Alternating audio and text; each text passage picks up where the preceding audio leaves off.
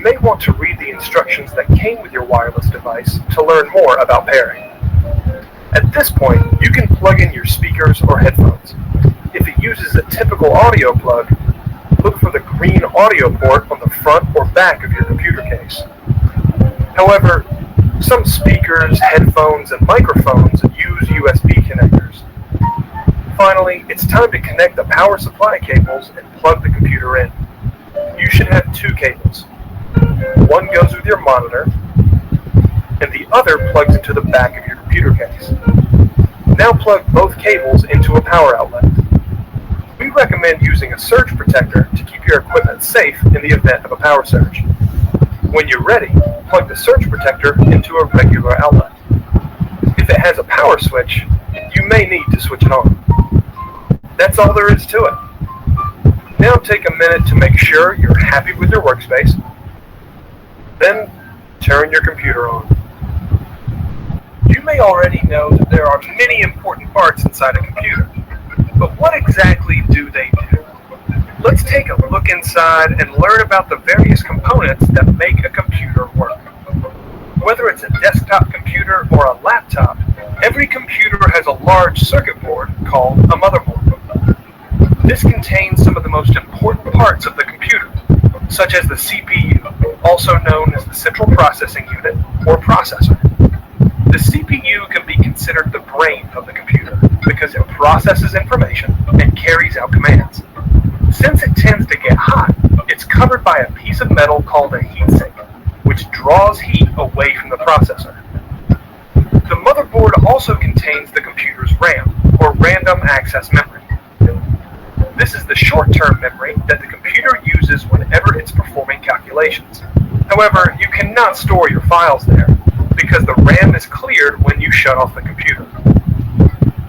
The hard drive provides long-term storage, keeping all of the computer's data even when it's turned off. Many hard drives use a magnetic platter to store data, but many newer computers have solid-state drives, which are faster and more durable, but also more expensive.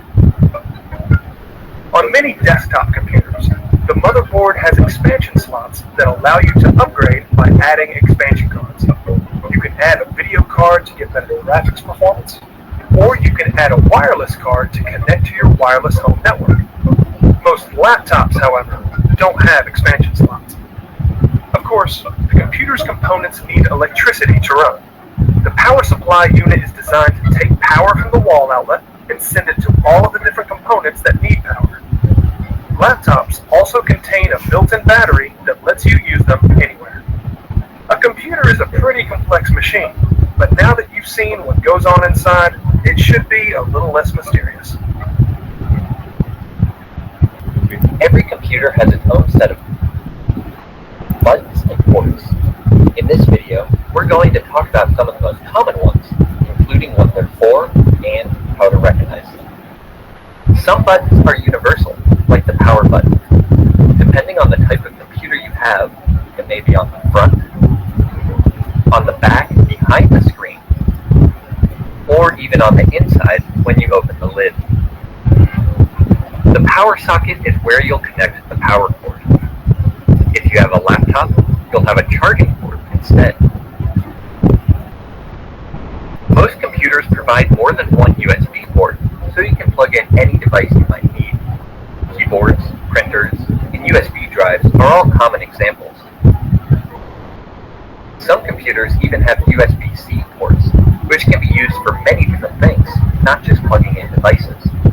Laptops, for instance, often use the format for the charging port. If you have a desktop, you'll use the monitor port to connect the monitor. There are quite a few types of monitor connections, ranging from HDMI to the USB-C style we just mentioned. If you have a laptop, you can connect a separate monitor as long as you have the right equipment. Just look for the display port and plug in the appropriate cable. The Ethernet port lets you connect to the internet if you're not using Wi-Fi. All you need is an Ethernet cable, which you can then connect to your modem or router. If your computer has an audio jack, you can use it to plug in wired headphones or speakers. You may or may not have a disk drive, depending on how old your computer is and who makes it. The disk drive can be used to insert a CD, a DVD, or a Blu-ray disc. If you have ports that look like this, they're for older peripherals like mice, keyboards, and printers. Newer versions of these devices usually connect via USB or wirelessly. That covers the basics of buttons and ports. Of course, every computer is different, and technology is always changing. To find out what options you have, take a closer look at your computer. Did you know that you and your computer speak different languages? It doesn't speak Spanish, or Swedish, or Chinese. It speaks in ones and zeros. You can't communicate directly with your computer, but that's where your operating system comes in. The operating system, or OS, is the program that lets you interact with your computer. Together, the operating system and computer hardware form a complete system that determines what your computer can do. There are many different operating systems. Two of the most common ones are Microsoft Windows and Mac OS. Windows comes preloaded on most personal computers, while Mac OS runs on all new Macs. Operating systems aren't just for desktop and laptop computers. Mobile devices run mobile operating systems, like Apple iOS or Google Android, which are designed for interactions with smaller touchscreens.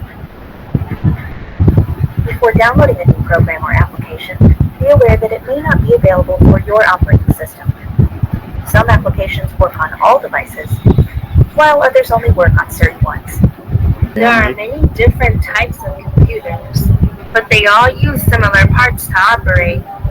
In this video, we're going to show you what these parts are and what they're used for, starting with a standard desktop model. The computer case holds the main components of the computer.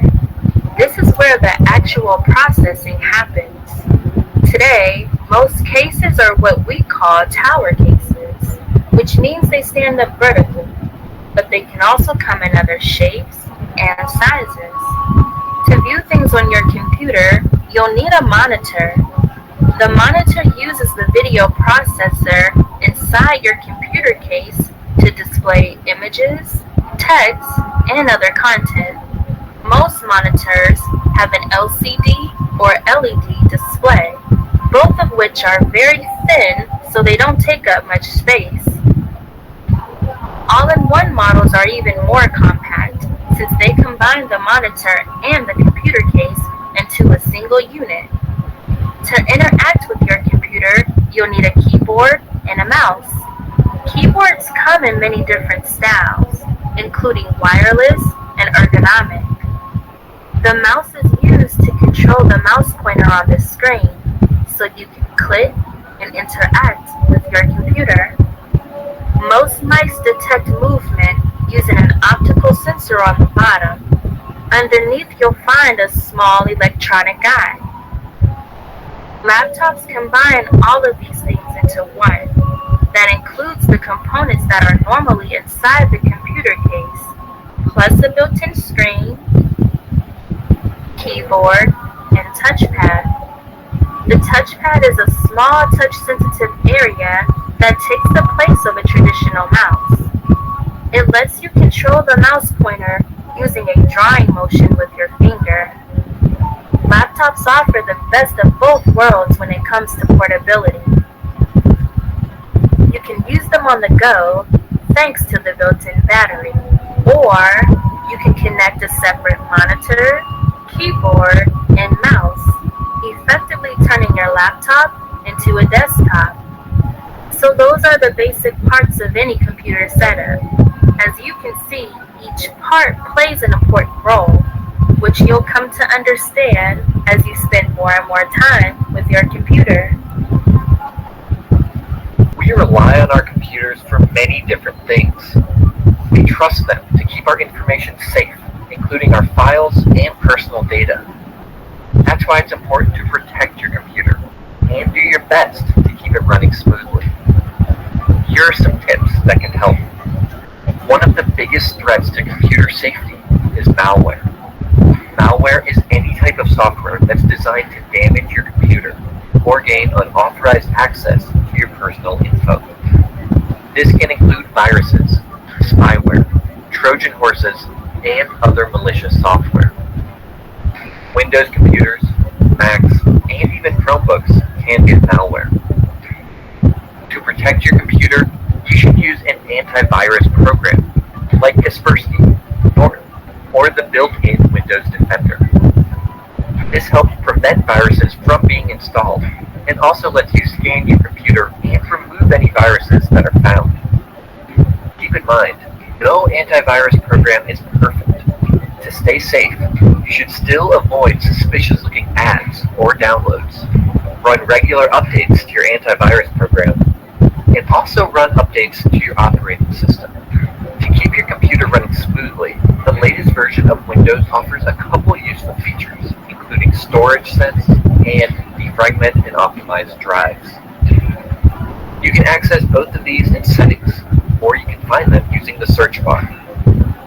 When you turn it on, Storage Sense helps you free up space on your hard drive by scanning for temporary files and other files that can be deleted.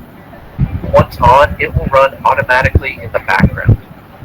Older versions of Windows offer a similar feature called Disk Cleanup. Defragment and optimize drives rearranges the data on your hard drive to help your computer run faster and more efficiently.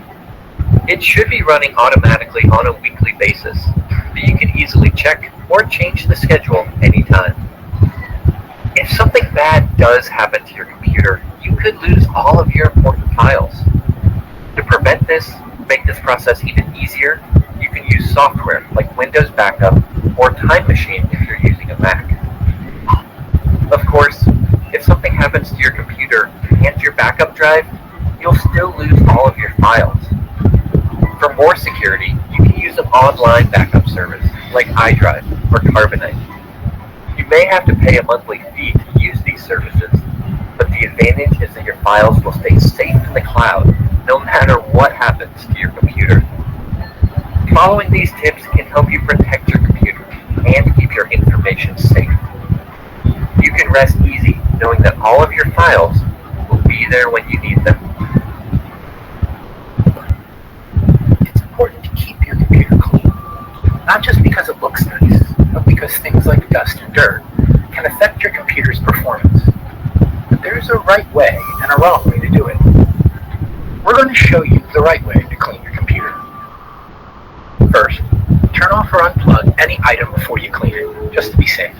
To clean your keyboard, turn it upside down and gently shake to remove any dirt, crumbs, or other debris. You can also use a can of compressed air to really get between the keys. To clean the surface, use a cotton cloth or Q-tip that's been moistened with rubbing alcohol.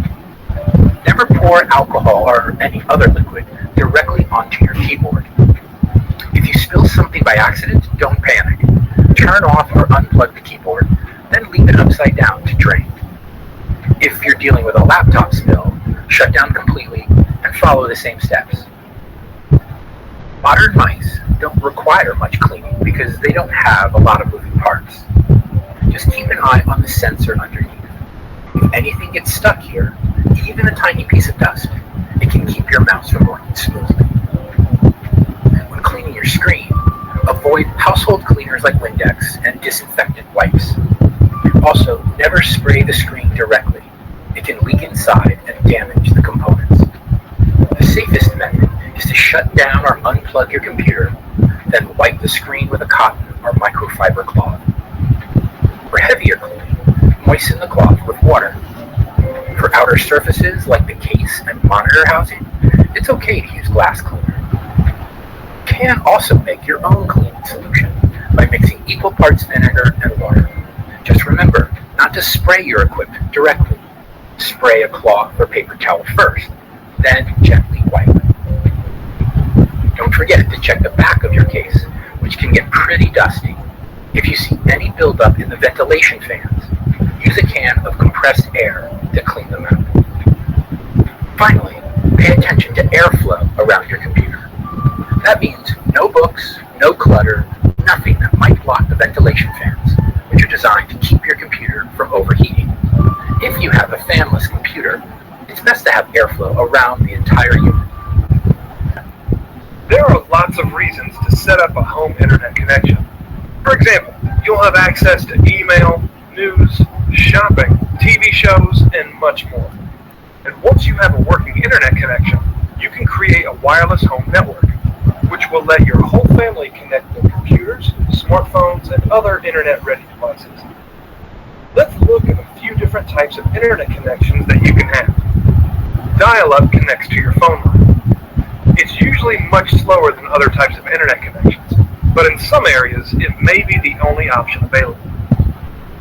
Generally, DSL and cable are better options. DSL plugs into your phone line, and cable uses your cable TV connection. These are both known as broadband internet connections because they offer much faster speeds than dial-up. This makes it easier to watch videos, play games, or browse the web. Fiber is the fastest type of broadband currently available. Using fiber optic cables, it can provide speeds that exceed even DSL or cable. However, it may not be available where you live, and it tends to be more expensive. Cellular is sold under a few different names, including 4G, LTE, and 5G. They're types of wireless internet connections often used by smartphones, but you can also get these types of connections for your home. Depending on where you live, a cellular connection may be a good broadband alternative. No matter what kind of internet service you choose, you'll need to purchase it from an internet service provider, or ISP. Chances are you can buy internet service from your phone or cable company, or you may want to shop around for a better price. Your ISP will guide you through the entire process of connecting to the internet. They will usually need to send a technician to your home to turn on your connection. Your ISP may also give you a modem and set it up for you. But if you prefer, you can buy a modem from a computer store and use the included instructions to set it up yourself. These instructions will vary, but the basic idea is that you'll connect the modem to your phone jack or cable TV connection, and then connect your computer to the modem using an Ethernet cable. Once you have everything set up, you can open your web browser and begin using the internet. If you want to connect several devices to the internet, you can create a wireless home network, also known as a Wi-Fi network. To do this, you'll need a wireless router, which takes the internet connection from your modem and broadcasts it throughout your home. Your modem may already have a wireless router built in, so you may not need to buy one. To set up your wireless connection, follow the instructions included with your router. You'll need to choose a network name, also known as an SSID.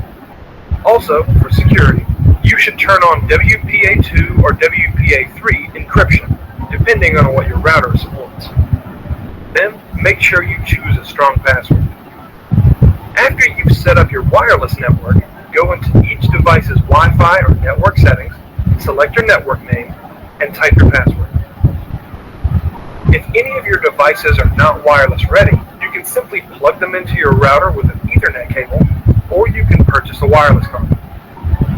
Setting up an internet connection and Wi-Fi network takes a little bit of work, but once you get it set up, your family will be able to use the internet without being limited to one computer. Change the world in ways we could never imagine. But what exactly is it? The internet is a global network made up of billions of computers. These computers are communicating with each other, allowing people to share information in a variety of ways. The internet operates through physical cables. Even wireless connections rely on these cables in order to access the global network. When you visit a website, your computer sends a request over the cables to a server. The server is where data, like websites, are stored, and it works a lot like your computer. Once the request arrives, the server retrieves the website and sends the correct data or information back to your computer or device. The data might be text, images, videos, you name it. For all of the amazing things it can do, issues like cyberbullying, privacy concerns, fraud, and other challenges come with the territory. It's hard to predict how any new technology will evolve. But one thing we know for sure is that the internet is here to stay. This web of connection is a powerful thing, and it will continue to transform the world as we know it. You're at your computer working on some important files. Suddenly, a meteorite bursts through the window and flattens the computer. But as you stare into the crater, you smile and think, at least my photos, music, and important documents are stored online in the cloud. When something is stored in the cloud, that means it's saved on internet servers instead of on your computer. It's like having an extra hard drive you can access anytime you're connected to the internet. You can access your files anywhere by using cloud-based apps. Some run inside your computer's web browser. These are called web apps. And some of them can also be installed on your mobile device. For instance, Google Docs is a cloud-based app that you may already use. It's free, and it allows you to view, create, and edit many types of projects. You can access Google Docs from almost any device with an internet connection. Since you only need a connected device to access the cloud, you can take your files wherever you like. You can take a photo on your smartphone and upload it to a cloud-based photo storage service like Google Photos or Dropbox. Then you can access that photo on any of your other devices like your computer or TV. You can even work on a document when you're far away from your desk and share it with anyone you want, instantly. Storing files in the cloud is a great way to protect them from accidents, viruses, and more. You can use cloud-based storage services like iDrive or Backblaze to back up the contents of your computer. These services work continually and back up automatically. This way, you will always have the most recent versions of your files stored in secure online servers.